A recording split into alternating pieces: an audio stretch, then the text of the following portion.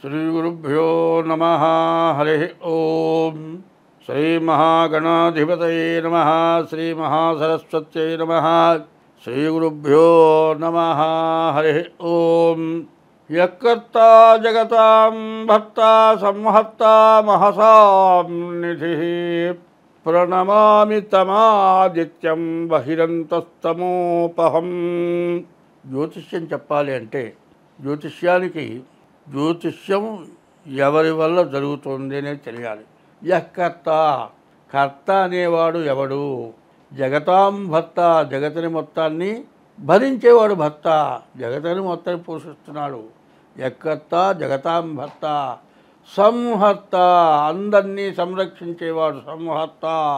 మహసాం నిధి, ప్రపంచం మొత్తానికి అవసరమైనవన్నీ కూడా ఇచ్చి దాచి మనం గనక ఒక నెలకో సంవత్సరానికో బియ్యము, పప్పు, ఉప్పు, చింతపండు అన్నిట్లా చేకూర్చి పెట్టుకుంటామో, ఈ ప్రపంచమందు ఉన్నటువంటి జీవరాశులు 84 లక్షల జీవరాశులు ఉన్నాయి. వీటన్నిటికీ తగిన ఆహారాన్ని ఇచ్చేటువంటి వాడు యకర్త జగతాం భర్త సంహర్త మహసాం నిధి, నిధి లాంటి వాడు. ప్రణమామి తమాదిత్యం, నమస్కారం చేస్తున్నా. నేను ఈ జ్యోతిష్యం చెప్పడానికి నాకు ఆ వాక్కునివ్వమని ఆయన్ని ప్రార్థించి ఇప్పుడు 2025 సంవత్సరం మే నెల తులారాశి 7వ రాశి తులారాశి ఫలితాలు. తులా వృషభయోర్ భృగు. ఈ తులారాశికి 5 గ్రహాలు బాగున్నాయి. ఈ 5 గ్రహాల వల్ల చాలా మంచి టైము, చాలా మేలు జరుగుతుంది. అయితే శని వల్ల మోటార్ ఫీల్డ్ వాళ్ళకి, ఇనుముకు సంబంధించిన వ్యాపారాలు చేసే వాళ్ళకి చాలా బాగుంది. బుధుడు బాగున్నాడు. జనరల్ వ్యాపారాలు అన్ని రకాలు, పాత్రలు కావచ్చు, ధాన్యాలు కావచ్చు, ఏ రకమైన వ్యాపారమైనా బాగుంది. తర్వాత గురువు లక్ష్మీ స్థానంలో ఉన్నాడు. మరి గురువు చాలా బాగున్నాడు. విద్య, ఉద్యోగం, విదేశయానం ఇవన్నీ కూడా బాగున్నాయి. మరి రాశి వాళ్ళకి కుజుడు బాగున్నాడు. ఆస్తులు కొనడానికి అవకాశం ఉంది. కేతువు బాగున్నాడు. మంచి జ్ఞానం కలుగుతుంది. ఈ రాశి వాళ్ళకి అన్ని విధాలా బాగుంది. అయితే బాగుండను కూడా కొన్ని చూసుకోవాలి. ఎందుకంటే శుక్రుడు బాగలేడు. ఎట్లా ఉందంటే చాలా కొన్ని రకాలు చెబుతారు, ఆ మాట మైండ్కు రావట్లేదు. బంగారం అంటే కోమటి, సంగీతము చేత బేరసారము లుడిగెన్నని. అంటే నేను కోమట్లని విమర్శిస్తున్నాను అనుకోవద్దు. దాదాపు వాళ్ళ గొంతు కొంచెం గండ్ర గొంతుగా ఉంటుంది, మెత్తగా ఉండదు. వాళ్ళు సంగీతం పాడటం అంటే కష్టం. నాకు కూడా కొంచెం గండ్ర గొంతు. నాకు కూడా సంగీతం మీద ధ్యాస. నేర్చుకుంటే నాటకాల్లో కొన్ని వేషాలకే పనికొస్తాం. ఏ రాముడో కృష్ణుడో అట్లాంటి వేషాలకి పనికిరాం. అదే కావాలని కోరుకుంటే సంగీతం నేర్పేవాడు డబ్బులు తింటాడు, మనం దాంట్లో రాణించాం, మనం చేసే వృత్తి పోతుంది. అట్లాగే బంగారం అంటే కోమటి, సంగీతము చేత బేరసారములు అడిగినని. ఇప్పుడు రవి బాగాలేడు. తర్వాత శుక్రుడు బాగాలేడు. ఈ శుక్రుడు బాగుండకపోతే సంగీతము చేత బేరసారములు అడిగినని చెప్పిన మాట ఏంటంటే, శుక్రుడు బాగుండకపోతే పరాయి స్త్రీ ఎంతో అందగత్తెలా కనబడుతుంది. ఇప్పుడు నేను చెప్పేది ఏమిటంటే, ఈ రాశి వాళ్ళకి బాగుంది, శుక్రుడు బాగాలేడు. ఎప్పుడు కూడా మానవుడికి ఒక రకం కాదు. మరి జూదం, స్త్రీ వ్యామోహం, తర్వాత దురాగతమైన సంపాదన, అంటే జూదము, మత్తు పదార్థాలు, పరస్త్రీ వ్యామోహం, ఈ మూడింటి వల్ల మనిషి పూర్తిగా పాడైపోవడానికి అవకాశం వస్తుంది. శుక్రుడు బాగుండకపోయినట్లయితే పెళ్ళయి పిల్లలు పుట్టి కనీసం 50 ఏళ్ళు 60 ఏళ్ళు వచ్చిన వాళ్ళకు కూడా పరాయి స్త్రీ తంటసపడి భార్యాపిల్లలతో విరోధం వచ్చి భార్యాపిల్లలతో సంబంధాలు తెగిపోయి పరాయి స్త్రీతో ఉండి వీడి సంపాదన మొత్తం తినేసేసి ఈ రెండో వచ్చిన ఆమె వీడిని వదిలేసి అటు ఉన్న ఆమెతో మొదటి ఆమెతో సంబంధం లేకుండా తర్వాత వచ్చిన ఆమెతో సంబంధం లేకుండా కన్న పిల్లలతో సంబంధం లేకుండా కేర్ ఆఫ్ ప్లాట్ఫారం అయిన వాళ్ళని మీరు చాలామందిని చూచి ఉంటారు. అది మాత్రం గుర్తుపెట్టుకోండి. ఎప్పుడూ కూడా విశ్వామిత్రుడు లాంటి వాడు పరస్త్రీ వ్యామోహంతో దెబ్బతిన్నాడు. మరి ఇటువంటివి చాలా సమస్యలు వస్తాయి. పరస్త్రీ వ్యామోహంతో రాముడు మరణించాడు. ఇటువంటివన్నీ కూడా జరగటానికి ఏంటి రావణుడు పరస్త్రీ వ్యామోహంతో రాముడు అంతరించిపోయినాడు. రాముడు లాంటి గొప్ప మంత్రశాస్త్రపరుడు, వేద విద్వాంసుడు, దైవభక్తిపరుడు, సకల శక్తి సంపన్నుడు రాముడు లాంటి వాడు ఎవడు లేడు.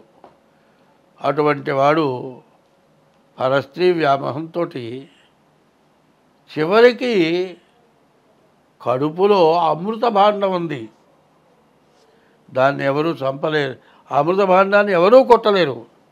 ఆఖరికి సోదరుడైన తమ్ముడితో కూడా విరోధం పెట్టుకొని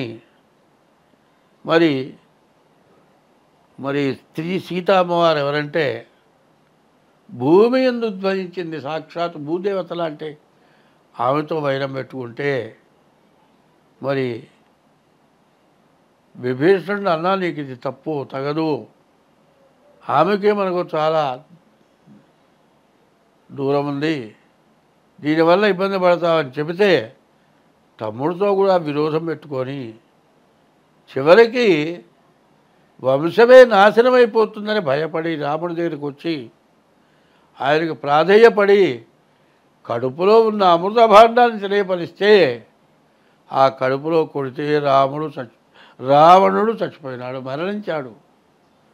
సీతామ్మవారిని రాముడు తీసుకుని వెళ్ళాడు. పరస్త్రీ వ్యామోహం వల్ల, జూదం వల్ల ధర్మరాజు పరస్త్రీ వ్యామోహంతో రావణుడు అంతరించాడు. అందువల్ల ఇటువంటి సమయంలో పరస్త్రీ వ్యామోహం రావచ్చు. దాని నుంచి బయటపడటానికి జాగ్రత్త పడటం మంచిది. మీ జాతకం చూపించుకోవడం చాలా అవసరం. ఏమాత్రం తేడా వచ్చినా మిమ్మల్ని నీవు చేసిన తప్పుకి నిన్ను భగవంతుడు కూడా బాగు చేయలేడు. కాబట్టి ఉన్నదంతా నీ చేతిలోనే ఉంది. నీ మనస్సు ధర్మం ఏమిటి అధర్మం ఏమిటి, చెయ్యతగిన పని ఏమిటి చెయ్యతగని పని ఏమిటి, నీ మనస్సు చెబుతూనే ఉంటుంది. మరి 60 ఏళ్ళ వాడు పరస్త్రీ వ్యామోహానికి పోతే మరి పరస్త్రీ సాంగత్యం చేయగలిగినటువంటి వయస్సు నీదా? నీకు అది అవసరమా? నీకు అది అవసరమైన వయస్సా? ఇన్ని తెలిసి కూడా పరస్త్రీ వ్యామోహంతో నశించిపోయిన వాళ్ళు ఉన్నారు. కాబట్టి ఈ టైంలో ముందు మీ జాతకం చూపించుకోండి, అన్ని విధాలా బాగుంటుంది. ప్రతి వాళ్ళకి కాలసర్ప దోషం, ప్రతి వాళ్ళకి కుజ దోషం. ఇది దేనికి వస్తుంది? జాతకం చూడగానే నీకు కాలసర్ప దోషం ఎందుకు వచ్చిందయ్యా? పావును చంపితే వచ్చింది కాలసర్ప దోషం. ఎవరిని చంపినా కాలసర్ప దోషం రావట్లే, పావును చంపితే కాలసర్ప దోషం ఉంది. మరి ఇట్లాంటివి చేయటం వల్ల పాముని చంపితే 7 జన్మాలు 7 14 జన్మాలు కాలసర్ప దోషం వస్తుంది. అందువల్ల ఈ దోషాల నుంచి బయటపడాలి, అందరం మంచిగా బతకాలి. హిట్లరు ప్రపంచాన్ని గెలవాలని యుద్ధం చేసి చివరికి శవాన్ని తీసుకెళ్లే రోజు ఆ చేతులు బయట పెట్టుకున్నట్ట. క్రిస్టియన్స్ బాక్సులా కాబట్టి బాక్సులో పెట్టి పైన మూసేస్తారు. 2 చేతులు ఇట్లా జాపాడు. వాడికి ఏమీ లేదు, అన్నీ ఉన్నాయి. ఉన్నదేంటే పాపం, పుణ్యం లేదు. నీ పుణ్యమైన ధారమని చేయి జాపాడు. కాబట్టి పాపం చేయటం ఎందుకు, పుణ్యం చేయమని ధారమని అడగటం ఎందుకు? అది లేకుండా ఉండాలంటే ఒక్కటే చెబుతున్నా, గుర్తుపెట్టుకోండి. అన్నదానము కన్నా అధిక దానము లేదు. తల్లిదండ్రుల కన్నా దైవమేరి. అన్నదానం చెయ్యి, తల్లిదండ్రులను జాగ్రత్తగా చూడు. తల్లిదండ్రుల కన్నా దైవమేరి. సత్యశీలత కన్నా జగతి తపం వేరి. సత్యం పలకటం.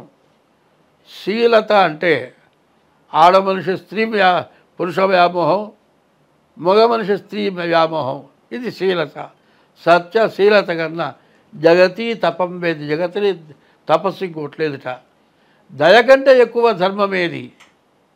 ప్రతి జీవరాశి యందు దానికి కష్టం వచ్చినప్పుడు దయ చూపించడమే ధర్మం. దయ కంటే ఎక్కువ ధర్మమేది. సుజన సంగతి కన్నా చూడలాభం ఏది.